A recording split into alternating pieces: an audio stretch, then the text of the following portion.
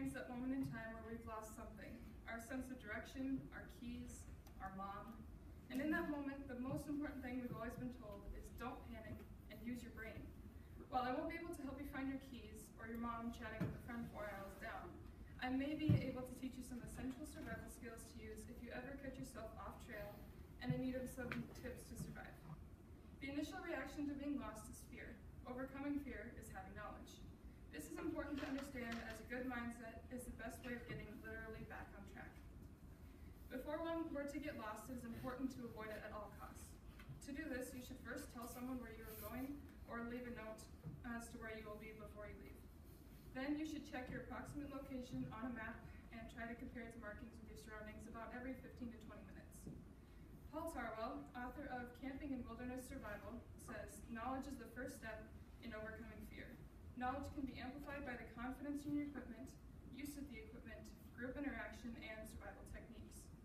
The understanding of the smells, noises, physical characteristics of land, weather, and your relationship with them will also be of great help.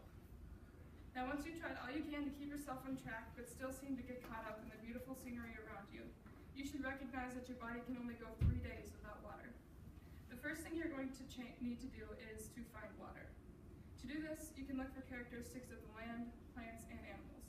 Using plants, you should look for leaf growth of plants and trees, and these that require much water, like cattails, elderberries, and reeds. Using animals, you can watch for insects and the direction they fly. Insects require water to live, so they live within flying range of water. And you should also watch for grazing animals, as they will go towards water every morning and every evening. Once you've found a source of water, you'll need to make sure it's safe to drink. Although waterborne illnesses don't usually set in for a few days, it's still important to make sure it's purified. For one process of purification, you will only need a plastic water bottle, a shoelace, a stick, and fire, all things you should have.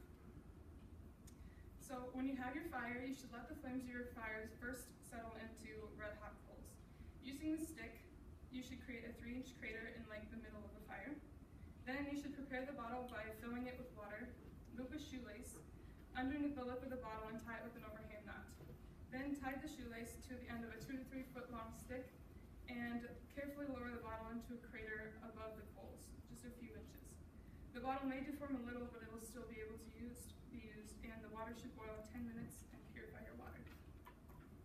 Now, to build a fire to purify your water, you will need to know the steps and how to start a fire correctly.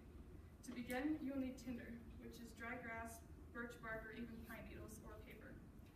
You can lay this in a small pile, leaving some area for air to get into. Next, you should gather kindling, which is small strips of dry wood, and pine nuts, bark, or twigs, and you should stack that into a form of a teepee with an opening on one end to light with your match. Finally, you should grab some fuel wood, which is wood that will be gradually added to it as to not smother your flame. These are slightly larger than the kindling, and you'll start off with pieces that are finger thin and gradually get bigger than that. Now this is what your fire should look like at the end, and you can see that there's openings for you to put the match in to start tinder on fire with. Jason Schwartz, backpacker and survival expert, says that fire and the warmth it creates can aid in many things, and it is one of the most important skills to know if ever lost. The next most important skill to have is reading weather patterns. The last thing you want is to be swept away by a tornado or a flash flood or be buried in snow. Now, the ability to read cloud cover will aid in knowing what weather is coming your way. Writer and photographer Lisa Densmore helps in illustrating which clouds mean what in her article, Predicting the Weather, published in Backpacker magazines. Higher level clouds mean for better weather. These clouds look thin and wispy. Mid-level clouds usually mean rain, and they look gray, dark, and thick, and the wind will usually come out of the east. Low-level clouds can be large, white, and fluffy, and when widely separated, they indicate fair weather. But when they come closer together, it means rain or storms are likely. And low blankets of gray or very dark clouds show prolonged rain. In order to know when storms are coming, there are some things you should also look for, like halos around the sun, which indicate a storm is within 24 to 36 hours away. And if you notice the bugs have disappeared, that means that you have about an hour until a storm begins.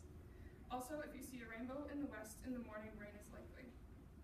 Finding your way around a storm and back home is best helped if you have a compass, but if you forgot to throw it in the pack, here's some tips on navigating without one. One great trick is making a moon compass.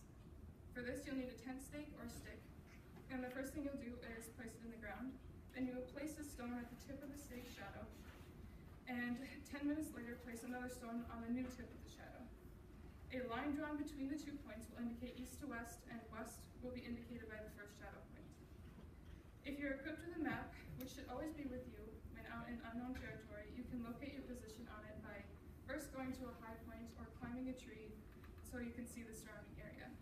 Then you're going to need to choose at least 2 feature points on your map and mark them there. Then you'll place a straight edge on the map, placing the edge on one of the featured marks that you have marked on the map. Align the straight edge with the distant feature and its mark on the map, and draw a line away from the feature mark on the map. Then you'll repeat this with the second feature. The intersection point of the lines you have drawn is your location, and you can then establish a route while always keeping your features as reference points.